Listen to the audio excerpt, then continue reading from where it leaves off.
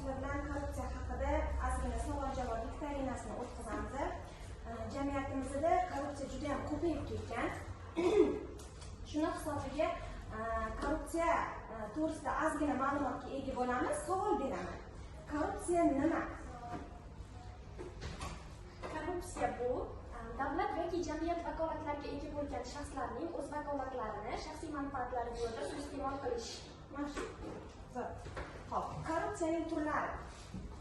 Korrupsiyaning turlari: birinchisi siyosiy korrupsiya, ma'muriy korrupsiya, moliyaviy korrupsiya, xizmat mavqeyidan foydalangan holda pora olish. Yaxshi. Korrupsiyaning sabablari nima ekan?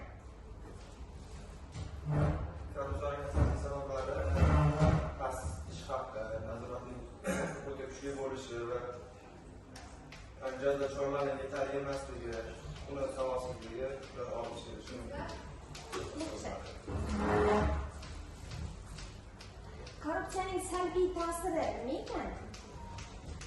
Korrupsiyaning salbiy ta'siri ijtimoiy adolatsizlik, taraqqiyot sekinlashuvi, ishonchning yo'qolishi, davlat ishlari talon-taroj qilish.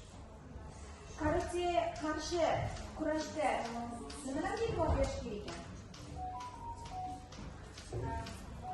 Qonunchilikni kuchaytirish, fuqarolik nazoratini oshirish, ochiqlik va shaffoflikni ta'minlash, ta'lim va tarbiyani kuchaytirish.